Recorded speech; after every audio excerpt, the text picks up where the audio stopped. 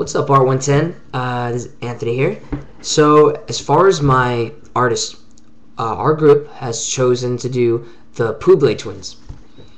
Unfortunately, we could not fully get a hold of them and get a interview session going on with them. I already talked to our TA about it, Caitlin, and it was a little bit of just a miscommunication, mostly on their part. They apparently they've been always kind of hard to get a hold of and set up an interview because they're local, so we couldn't get a Skype interview. We might go see them in LA. We're in the process of that, but yeah. So unfortunately, I can't really speak about it now in my video log.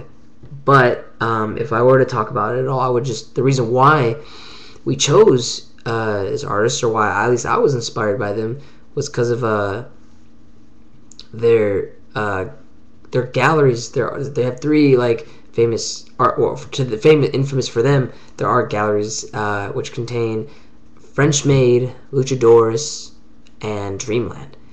And French-maids, obviously, they're dressed up. Oh, just for reference, they're in every single one of their photos. So, as well as being an artist, they're also the person in the picture. And French maids, they're dressing they're trying to look sexy, like French maids, and in the Dreamland, they're in bright colored shirts, and it's kind of like that Katy Perry video, which actually I don't know if she maybe might have got inspiration from them, but or vice versa. The California Girls video, how they're all in a dream, wearing candy and vibrant colors like bubblegum, pink, and sky blue. And then Luchadores, they're dressed up. It's kind of funny, the Luchadores one, because they're dressed up as professional Mexican wrestlers or Hispanic wrestlers, and it's just kind of funny because they're trying to be sexy while they're wrestling. I don't know. I just thought their artists, they were cool. It's a plus because they're pretty at the same time. So I was like, okay, yeah, let's pick these guys. Other than that, I mean, that's all I can really say for that. We'll be hopefully catching up with them very soon and get onto our project right away as soon as we can. Now let's get to the reading. Nike Ground. Very interesting. So basically, what it's about is in Vienna, a city under the name of Karlsplatz, all of the people were pranked. The entire city was pranked. The prank was a big, huge Nike, a building, not a building, it's a glass building that had, on the top of it said Nike Ground. Or no, it said Nike Platz. From NikeGround.com. Basically, it had that swoosh symbol, it was from Nike, and there was a warning sign that said something under the terms of the city of Karlsplatz, whatever, will now be renamed to Nike Platz or something. Basically, kind of showing the people Nike is such a big corporation that they're taking over a city, and people were outraged. They're whoa! Some people were outraged. People were shocked. Some people didn't know what to do. Some people didn't even recognize it. They were just going through their day, which I don't know how you can just go through your day without not noticing, or at least trying to see what that was.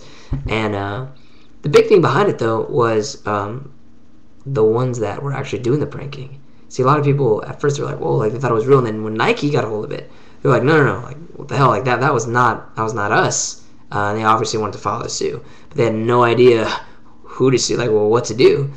And it kind of links to the people that actually were involved with this, and they were artists known as 01001011011101.org, and those are just binary codes basically. And for a long time, people could not find a trace to what that was, who was in that, what was in charge of that. And drumroll, it was Eva Franco. Now, the crazy thing is, when I read that, I was oh, of course, I should have known. I mean, that's what the whole book is about. Basically, just another one of those two Italian couple manipulating the public yet again. But I mean, look at it this time. I mean, like for me, like what I got from it was I was really like, I was just like shocked because of the fact that how I kind of never knew this, but yet like how they can totally like manipulate a whole city and like involve things like that. I mean, it just goes to show you that there is no ceiling when it comes to the creativeness of their art and the manipulative and how they manipulate people through their art. And I mean, it just like kind of goes to show you like what else could you do? I mean, what else could they like? Well, what could be bigger than that? And I mean, I guess you could ask. I could ask you guys that. Ask yourself, what would be bigger than that? What could I do that would be something compared to that? And I mean, I don't know, just think about it. Something that I thought about. And obviously, this was just another, I guess, like an epiphany of the week from Art 110. I always seem to get one in these readings, and that just kind of showed me like, wow, like you can just really manipulate people. I would have fallen. The reading kind of sets you up to fall for it at first, and then shows you, but wait a minute, wait a sec, it was Ivan Franco that actually did this. It was a prank. So now you're like, oh, geez, they got me, which is kind of like the whole, I don't know. It was very clever in the way that how the reading was. So that just kind of was like a slap in the face. Like, okay. So as far as my sketches, check them out. I hope you like them. And yeah, that's about it. Thank you so much. This was vlog 5, I believe. And I will see you guys next week. See ya.